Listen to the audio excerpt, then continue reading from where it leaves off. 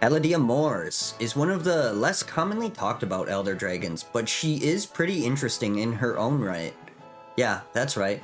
Palladia-Mors is a lady dragon. Palladia-Mors is a 7/7 legendary Elder Dragon that costs 2 and 2 red and 2 green and 2 white for a total of 8. Oh, and look, it has an upkeep cost of red, green, and white. How strange and unprecedented. She also has flying and trample, but that's it.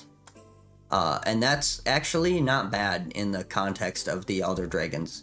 Sure, it's still an incredibly hard to cast 8 mana 7/7 with an upkeep cost, but the trample is kinda nice. At least this Elder Dragon can't be chump blocked. That's actually pretty valuable. It would be unoptimal as hell, but I could actually see this Elder Dragon actually advancing your position in a 1v1 60 card game. Like if you used Eureka, I guess. I do think you would be better off with like any other card that doesn't require 3 colors and 8 mana and an upkeep cost, but this card isn't so bad. It is likely the worst Elder Dragon in EDH though. Its abilities are like decent and the trample could be useful if winning with commander damage is feasible, but Palladia-Mors is the most unfortunate color identity. I don't think Naya, as it's called, is unusable, but you lack a lot of the power and consistency that like blue and black specifically give you. There are definitely powerful cards in this color combination, but they don't generally translate as well to 40 life multiplayer games. That's just my opinion, but I feel like this puts Palladia-Mors in kind of an awkward position. I do think it's a better card than Arcades and Chromium, but I do think it has like the worst color identity, and these cards are mostly completely unplayable in 1v1 60 card, unless the meta is built around allowing these cards to be good.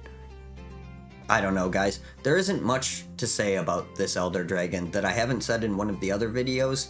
It's a French vanilla, so its abilities aren't even that interesting to discuss. I guess I'll just have to resign myself to doing less work on this video. Damn it, that sucks.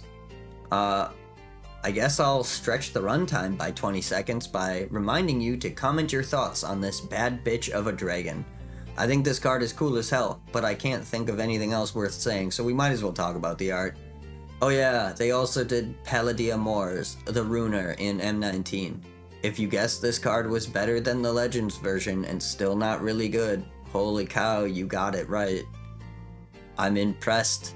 Your pattern recognition must be off the charts. The original art for Palladia-Mors was illustrated by, you guessed it, Edward P. Beard Jr. Like the rest of his renditions of the Elder Dragons, I really like this one. There's some next level sass being expressed in this art, and the pile of bones next to Palladia-Mors really adds to the ambiance.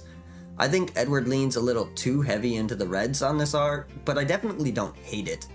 It's really awesome, I'm a big fan of this art. But like the other unpopular and forgotten Elder Dragons, the only other art Palladia-Mors got is the Stained Glass Secret Lair. This art was illustrated by Ivan Shavrin, and it's really fucking sweet.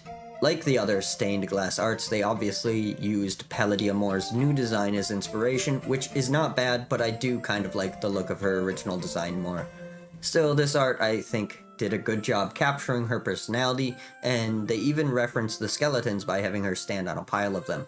The blue flames are also a nice touch. I really do like the stained glass arts for the Elder Dragons. I think they handled them very well, but the cards still suck.